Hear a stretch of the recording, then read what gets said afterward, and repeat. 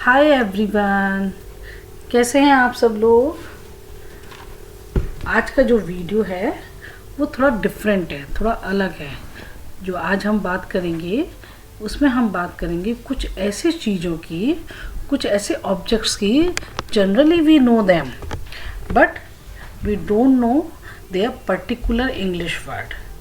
सो आज का जो वीडियो है उसमें मैं आपको कुछ ऐसी चीज़ें दिखाऊंगी और उनके इंग्लिश वर्ड, इनका इंग्लिश मीनिंग भी आपको बताएंगे। जनरली या तो हम कंफ्यूज रहते हैं या हमें नहीं पता होता है।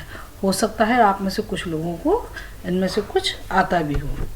चलिए शुरू करते हैं, let's start. So our first word is deck chair. Deck chair is a different chair that generally we use. वो चेयर जो हम घर में अपना यूज़ करते हैं बैठने के लिए, ये उससे अलग है। कैसे अलग है? A chair that you use outside, specially on the beach, and we can fold it and carry it. DECKCHAIR, deck chair. तो इस तरह की जो चेयर है जिसको हम आराम से फोल्ड भी कर सकते हैं और इजीली उसको ले जा सकते हैं। और जनरली इस तरह की जो चेयर है वो बीच के आसपास, समुद्री एरिया जो होता है उसके आसपास शायद आपने मूवीज़, पिक्चर्स या सीरियल्स में देखा भी होगा। तो इस चेयर को कहते हैं deck chair. Next word is bolster. BOLSTER. Bolster word we use for the pillow. That pillow is different from the general pillow that we use generally. The pillow is long and big. That is bolster. ये जो pillow होता है ये लंबाई और चौड़ाई में थोड़ा बड़ा होता है। जनरली इसको जो यूज़ किया जाता है, जो हमारे छोटा बेड होता है जिसको हम दीवान कहते हैं, we use this bolster on that type of bed. So a long thick pillow is called bolster, जिसको हम हिंदी में मसंद भी बोलते हैं। इंग्लिश वर्ड है इसका bolster, BOLSTER. Next is tea coaster. आपने जनरली टी कोस्टर को देखा होगा whenever you go in a hotel or you can see somewhere on the dining table. That is tea coaster. इसको हम किसी भी गर्म चीज़ को ढकने के लिए या नीचे सरफेस के रूप में भी यूज़ करते हैं, जिससे कि आपका कोई भी जो गर्म चीज़ है वो डायरेक्ट सरफेस जो आपका डाइनिंग टेबल है या मैट है उसके डायरेक्ट कांटेक्ट में नहीं आए और उससे वो उसकी गर्माहट से, उसकी हीट से बच भी जाता है। सो ये जो डिवाइस है this is called tea coaster. So tea coaster is an item used to rest drinks upon. Coasters can also stop hot drinks burning the table surface. So TEACOSTER. This is called tea coaster. Next is बहुत ही common word है दोस्तों, और ये है curtain. Curtain that we use in our home, these are very very common things जो हम अपने घर के दरवाजे और खिड़कियों को कवर करने के लिए, और हम कह सकते हैं to decorate our home. It gives different impression. Curtain gives different impression in our home. We use to decorate our home also. तो कपड़े का वो टुकड़ा या कपड़े की वो डिज़ाइन जिससे कि हम अपनी विंडो और दरवाज़ों को कवर करते हैं, that is called curtain. CURTAIN, curtain. Next word है पीप होल। ये शायद थोड़ा सा आपको डिफरेंट लग रहा होगा और है भी डिफरेंट। पीप होल, आपने कभी कुछ दरवाज़ों पे इस तरह की एक मैजिक आई देखा होगा।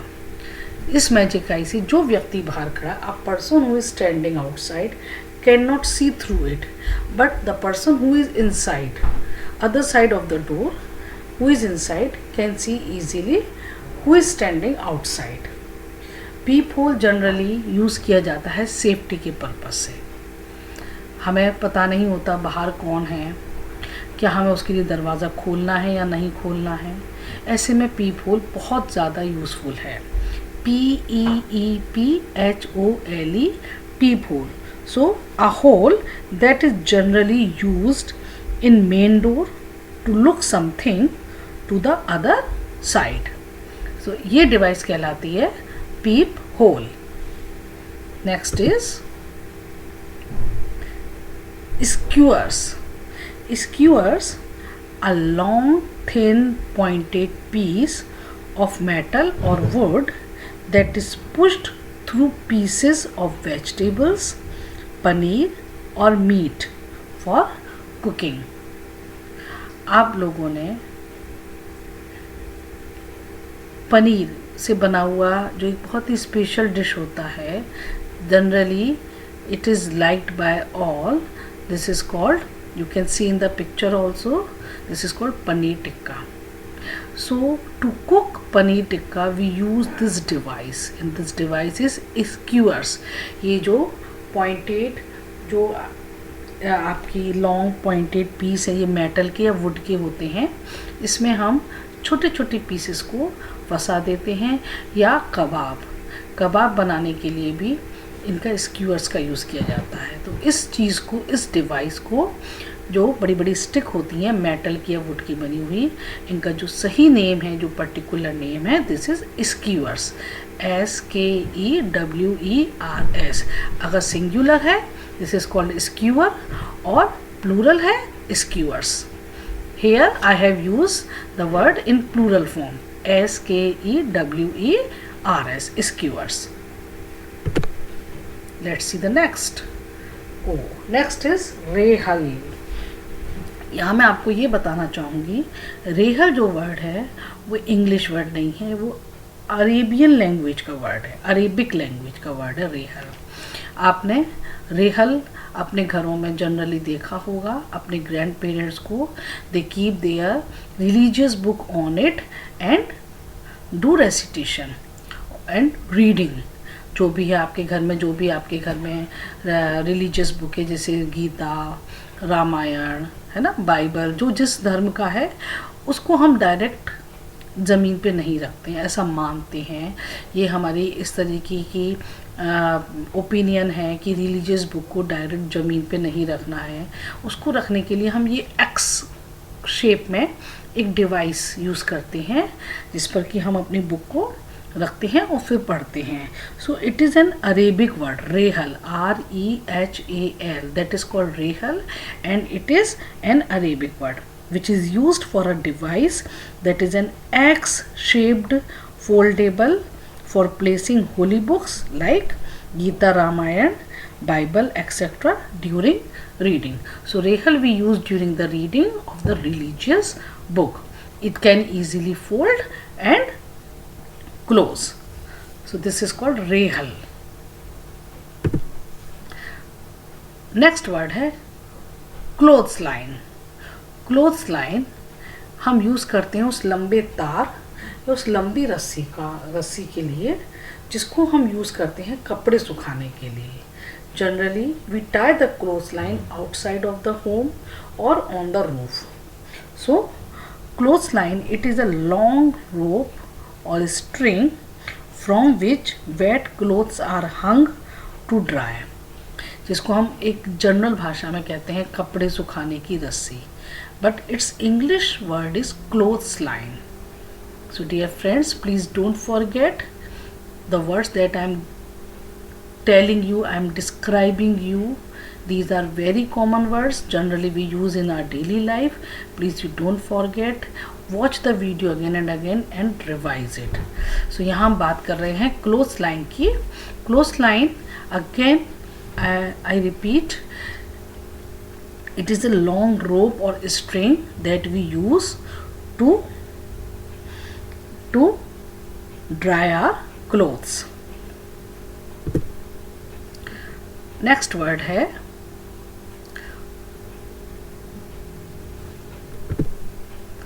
broom and dustpan.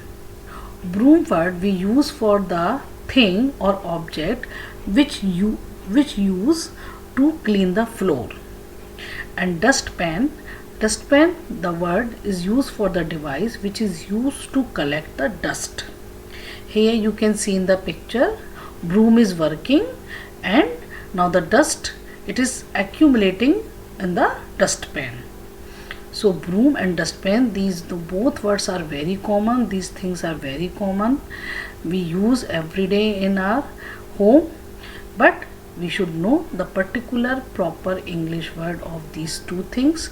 That is called broom, and that collector of the dust, जो dust को collect करता है, इस pen को हम कहते हैं dust pan. चलिए अगला शब्द देखते हैं. अगला जो शब्द है वह है clue. CLEW, clue.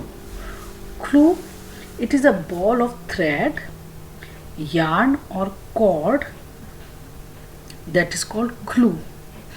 That yarn or thread is different from the silk or woolen thread.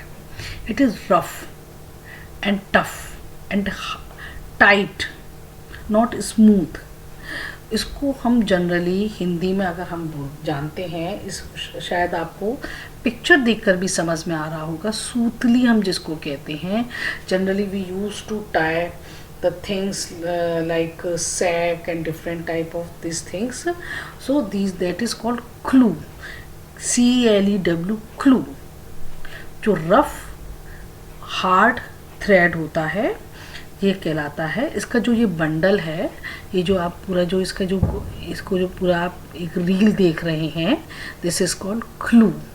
This is not called that simple thread or simple yarn like silk or woolen, no, or cotton. This is clue.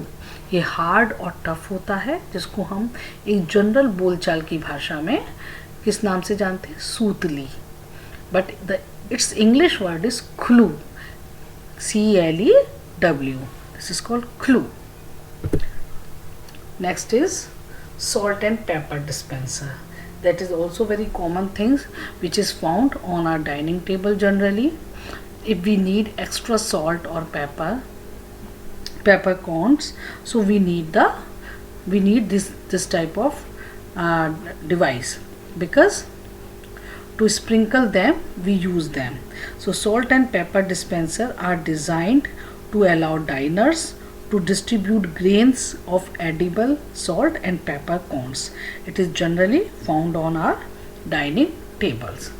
So dear friends, today's video has been finished. So I have tried to introduce some different common words, the common things that we use generally in our daily life, we watch in our daily, but sometimes we forget or we don't know their particular English meaning. So I have tried to introduce you. Please watch this video, subscribe my channel and enhance your knowledge. Thank you.